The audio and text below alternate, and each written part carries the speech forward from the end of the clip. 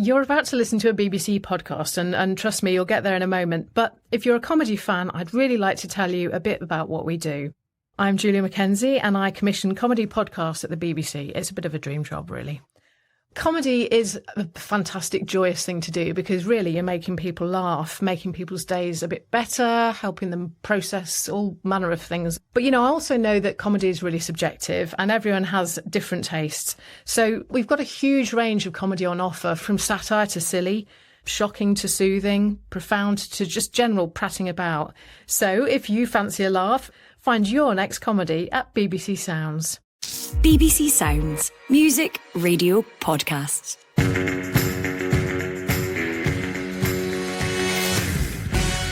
Hello and welcome to the Scottish Football Podcast, your brief and indispensable guide to all the stories that matter to our beautiful game. It's Wednesday, the 26th of March. I'm Phil Goodlad, and here's what's on the agenda today. I think they've had to pick me up. I tend to sulk a little bit longer than they do. They move on a little bit quicker than I do.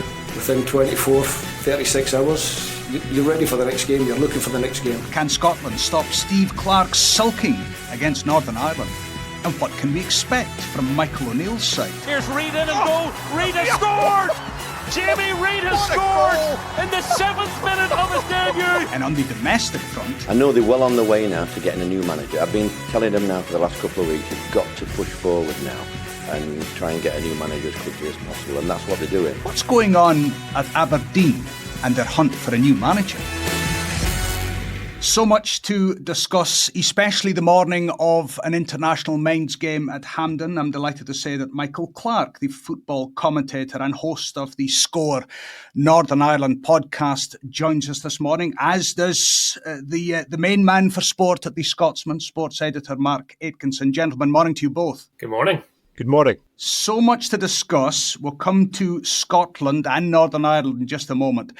First, though, a quick scoot around the Scottish football headlines. Scott McTominay says there's no doom and gloom in the Scotland squad as they prepare to face Northern Ireland. The national side are aiming to end a 6-game winless run following Friday's 4-0 defeat in Amsterdam. Northern Ireland manager Michael O'Neill, who has been linked with the vacancy in the dugout at Aberdeen, says the Hampden friendly will be a real test for his side. Speaking of the Dons, striker Bojan Majawski has thanked them for giving him the platform to become North Macedonia's first-choice striker.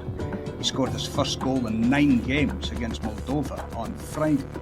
The former Rangers midfielder Lewis McLeod, who was forced to retire from playing at the age of 27, has returned to Ibrox in a coaching capacity. And ex-Hearts striker Callum Elliott has left Cowdenbeath to take over as manager of League Two side Bonnyrigg Rose. That after the departure of Robbie Horn. We'll start then at Hampden. Mark, Steve Clarke says the players had to pick him up after that defeat to the Netherlands last time out, and he sulks for longer than they do. What will it take for the great sulk to stop tonight? It's quite straightforward tonight. A Scotland victory will bring a smile back to Steve Clarke's face. They're on a poor run by Steve Clarke's Scotland standards, winless in the last 6, albeit against some very, very strong opposition. But with Euro 2024 not far away and warm-up games running out, it's simple for Steve Clarke tonight. He wants to get a positive result against Northern Ireland to make sure they go into the Euro 2024 camp with some buoyancy and momentum. Mark, cards on the table time here. It appears to be rather downcast in the Scotland camp. It's not that long ago that we remember a day when, if we lost to those 4 nations, it would be, well, hey-ho, they were going to beat us anyway, so let's move on. You're right, but we've come on quite a lot as a football nation under Steve Clarke, and we're now a Nations League A team. We dine at the top table of European football with these nations. And it's simple for Clarke. He wants his players to believe that they can compete against the best. You're right, the teams that we played, they're very, very strong. And the performances, though, in those games have been good in patches. But there have been deficiencies in defence and in attack. And that's what's cost Scotland. Now it's about showing that you're one of these League A teams by beating teams that are ranked beneath you. And Northern Ireland fall into that category. There has to be an acceptance now that Scotland, as a Euro 2024 team, are expected to beat these teams reasonably straightforward fashion. And that's what he's hoping for tonight. Michael Clarke, you know all things about the Northern Irish side that Scotland will face tonight. So as ever, I bring you on firstly to speak about Scotland. We'll get to Northern Ireland in just a moment. I just wonder, from your vantage point across the sea, how do you view Scotland? And do you view the seeming doom and gloom surrounding this 6-game winless run a tad almost refreshing for a Scotland team to be so down, given that they've lost to the big names that we've mentioned? Yes, it's a winning mentality, isn't it? You're not meant to enjoy losing football matches, so to qualify for a major finals this summer is a great achievement, but you can't just sit back and say, well, that's job done. So I understand why Steve Clarke wants to push his players to maintain high standards, and therefore you do get a little bit disappointed when things don't go your way. But when you look at the teams they've played against, I don't think they've disgraced themselves too often. Even the Netherlands game is potentially a misleading scoreline. And cards on the table, my grandfather was from Greenock, so I've always had a soft spot for Scotland, and I'll be cheering on the Tartan Army this summer since we can't go and do it ourselves. So they've always been my second team. Listen, you're not going to find... You're not going to find any favour with the intelligentsia that listen to this podcast by giving us some of that old rot, Michael. Come on, nail your colours to the mast. Listen, Northern Ireland's a really interesting opponent tonight for Scotland because, with the utmost respect, Michael O'Neill's side probably fall into the category of teams that Scotland think they should be beating, but also perhaps a team that will come to Hampden knowing that they're underdogs on the park. Is that a fair assumption? It has to be, in terms of where they are at the moment. The Nations League shows that, and the fact that you're going to the Euros and we're not as well. Our form in the European qualifiers was really, really disappointing, and the only thing that somewhat salvaged it was a win against Denmark, whose work was already done, but it gave the players that night some sort of momentum to try and carry forward. And when I was speaking to the likes of Isaac Price afterwards, he was saying, I just want to play my next international friendly. We had to wait, obviously. It was just the other night against Romania, where they came into that game, Romania, in front of a home crowd, very certain of themselves that they'll handily dispatch of Northern Ireland. And they really, really struggled, and it took a goalkeeping error to get Romania a draw. So there's hope that Northern Ireland are beginning to turn a corner, but this is also a Northern Ireland side still without some of its most established figures. Stuart Dallas has been a long time injured. Stephen Davis has ultimately retired and now joined the coaching team. Johnny Evans isn't part of this group. Corey Evans isn't either. He's coming back from a long injury. So the players that have a lot of our caps and have a lot of experience aren't there. Paddy McNair's wearing the armband. Now, he is an experienced international, but underneath that, you have lads who are 19, 20, 21 years of age who are relatively babies on the international stage, and they're maturing in front of us. So they go to Hampden Park with probably all the enthusiasm of a young squad thinking, well, why can't we beat them? And not as much of the fear. But whether that actually pans out, I guess we'll all find out soon enough. Mark, let's talk Lawrence Shankland. Let's talk Lewis Ferguson. Let's talk players that may get a chance tonight, but also in Shankland's view, did Shankland blow his dress rehearsal in Amsterdam last week? No, I don't think he did. Shankland played pretty well on Friday night. He led the line effectively. He linked up well with the midfielders, and he got himself into good positions. We're all talking about that chance at 1-0. Shankland's in! Oh, he's hit the bar! He's hit the bar! He's got his head in his hands! What an opportunity! Lawrence Shankland, one-on-one with the goalkeeper. All season, he's been dispatching those with aplomb. But this time, well, another day that goes in. I think Steve Clarke takes great heart from the fact that Shankland was there, was alert enough to pick the ball up and be in the right place. Whether he starts tonight, we'll find out. But I think in terms of, has he blown his chance to start? Absolutely not. And Clarke said as much yesterday. He believes in Shankland. He knows that he's a goal scorer. And let's be honest, he hasn't got that many in his squad. So he needs to keep the three that are there right now, keep their spirits high and make sure they know that he believes in them. I would expect Shankland to be on the pitch at some point this evening, but we do also have Shea Adams and Lyndon Dykes, and they both need game time as well.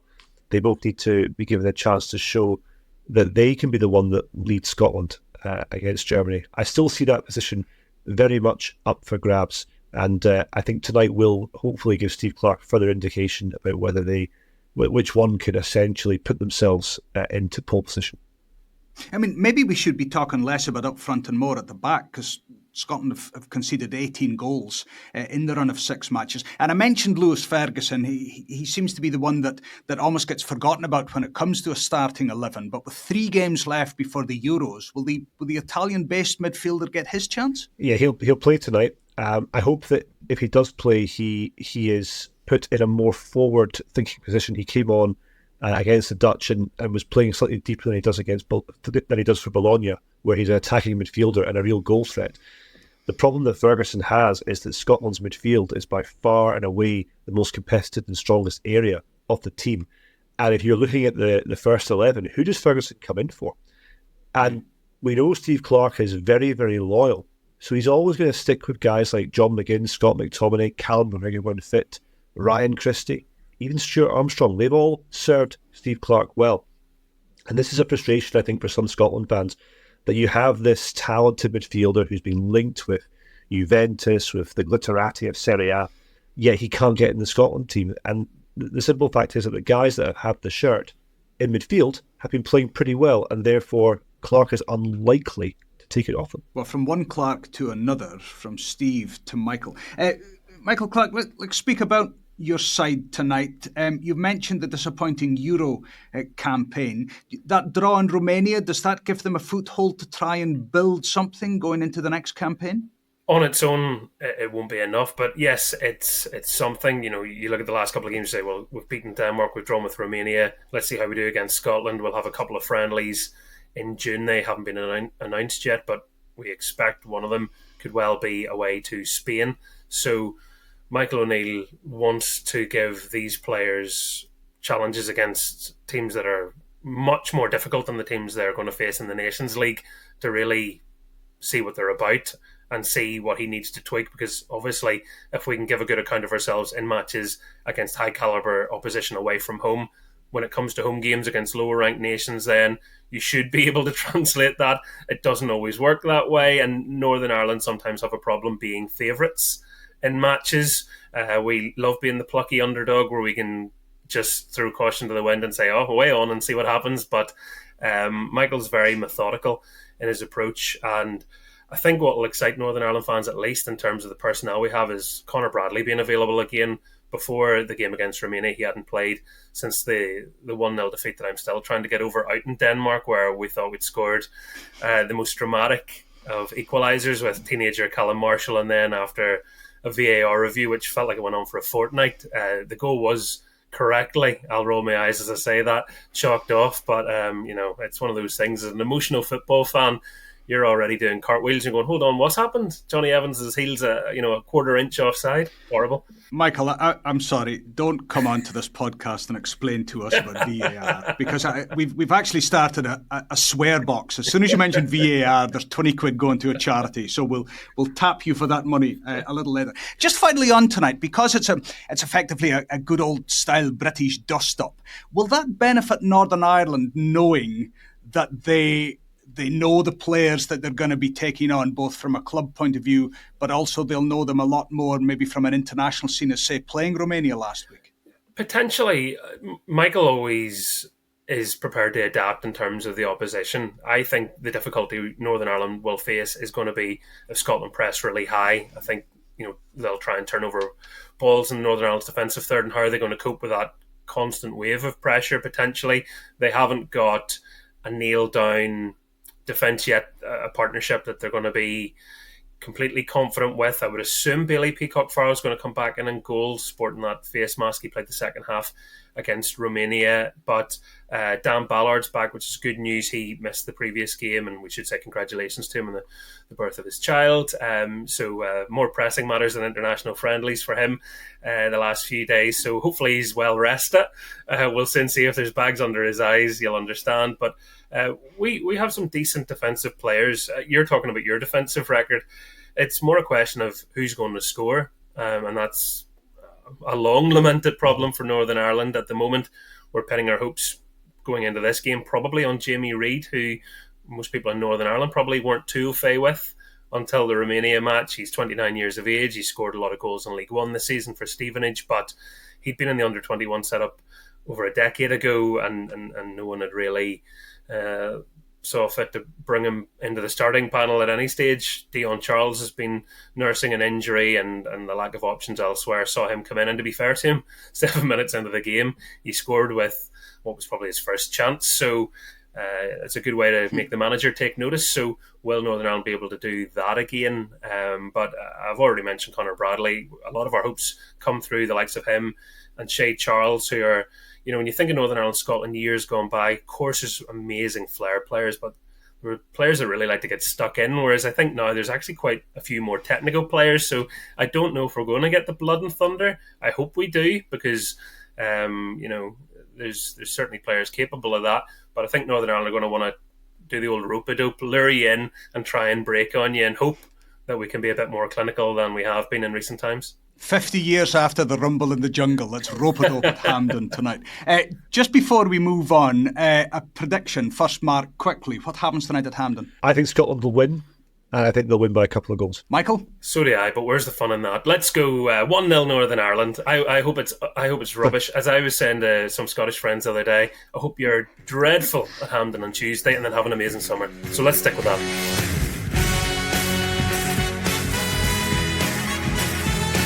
You're listening to the Scottish Football Podcast. Finally, let's move away from international football and focus on domestic affairs. But there is a common denominator between the two, and that is Aberdeen's search for a new manager, and Michael O'Neill, who is in Glasgow. And the rumours are abound that he's meeting at a service station with Dave Cormack, or that he's having a quick cup of coffee with the chief executive at Pittodrie, Alan Burrows. Michael, what are you hearing about the rumours that won't go away, these links between the Northern Ireland boss Michael O'Neill becoming the Aberdeen new manager? Well, it's a curious one, because when the press conference took place in Belfast ahead of this double header, I opened it by asking that question: would you like to just dispel this now and we can get on with international matters? And he didn't really do that. He said, well, I'm committed to Northern Ireland, I have a contract here, I don't really want to comment any further. Politicians exactly answer. And then I said, well, just for the record, is that no then? You're not really interested? And he still didn't say no. So he keeps talking about the things he wants to do with Northern Ireland, whilst reminding us, well, Stoke were able to buy me out of this contract the last time, so there is a wee bit of that with Michael here, I feel anyway. So whether that is for Aberdeen's benefit, or whether that's just reminding the rest of the world that, for the right price, if a good enough offer was out there, he would never say never. I don't know how good it is for his bosses at the Irish FA to hear that, rather than just saying, no, I don't want to do that, I'm only here a year again and it's all nonsense. But in fairness, with a bit of sense of humour, he did try and brush the Aberdeen stuff away a couple of times, as far as at least trying to explain that he was watching St Mirren players that day when Aberdeen were playing, and not actually there on any other business. But until he says no, or until someone else is appointed, people are going to keep speculating, aren't they? Mark, what are you hearing in the darkened rooms of the sports editors' regular get-togethers that you have? Who's going to Aberdeen? I think there's an acceptance that Aberdeen are struggling a little bit to find the right man, or have been struggling. When Neil Warnock left, and that this feels like a long time ago, it was only 2.5 weeks that Warnock left, but there was a belief that Aberdeen were down the road in getting a new manager, and that hasn't materialised. Listen, they obviously admire Michael O'Neill's work. Why wouldn't you? He's a former Aberdeen player, briefly, I must add, but he has played up there. He's based in Edinburgh. He knows the Scottish game pretty well. He's got a good record. He's a well-respected figure. I think he would know a lot of the players that Aberdeen would look to try and buy domestically anyway. So his face fits for the Dons. But as Michael alluded to, it would take quite a lot of money to take Michael O'Neill away from Northern Ireland, but also in terms of salary and a potential war chest. I mean, Michael O'Neill is well remunerated by the Northern Irish FA, and his wages would not normally be in Aberdeen's ballpark. But Aberdeen are pushing the boat out. They've had so many issues recently with appointing managers and not getting the results. They want an experienced person to come in. They want someone who knows how to win football matches and knows how to be successful. And Michael O'Neill would tick those boxes. It's just a question of whether the Aberdeen job would actually interest Michael. And I think what the other Michael Clarke, has been saying, reminding people that he could be available. I wonder if he's potentially using Aberdeen as a bit of leverage just to say, look, if don't forget about me, because I'm not just an international manager. But yeah, the feeling around Aberdeen is that they've just not conducted this process particularly well, and they wanted to have somebody in ahead of the game against Ross County on Saturday because of the magnitude of that match. And the time is running out. If it is Michael O'Neill, it would be quite the story. He's in Hampden one evening managing Northern Ireland, and then hot visit to the Tawdry. I wouldn't like to say that I know for sure what's going to happen, but Aberdeen fans, they're getting very restless, understandably. They want a manager, and they're in a relegation battle. It has to happen quite soon. Listen, we're going to leave it there. Mark Atkinson, editor at the Scotsman, and Michael Clarke, Northern Ireland commentator and podcaster. Thank you both for joining me this morning. Remember, Scotland, Northern Ireland, massive one tonight at Hampden, massive across BBC Scotland as well, the TV channel and BBC Three from 7:30. Of course, best pictures, as always, on the wireless. Sports Sound on BBC Radio Scotland for that one. Al Lamont will be back tomorrow, bright and early as ever. Lee Miller and Michael Grant from the Times will have reaction and analysis to tonight's game. For now, though, I'm Phil Goodlad. That's been the Scottish Football Daily Podcast. Enjoy the game tonight. We'll speak again soon. For everything you need to know about your team this season, download the BBC Sport app. All the latest news, goal updates, stats and scores, and insight and analysis. Just select your club to get the biggest stories and best content at your fingertips. What a result. Download the BBC Sport app for everything you need to know about your team this season.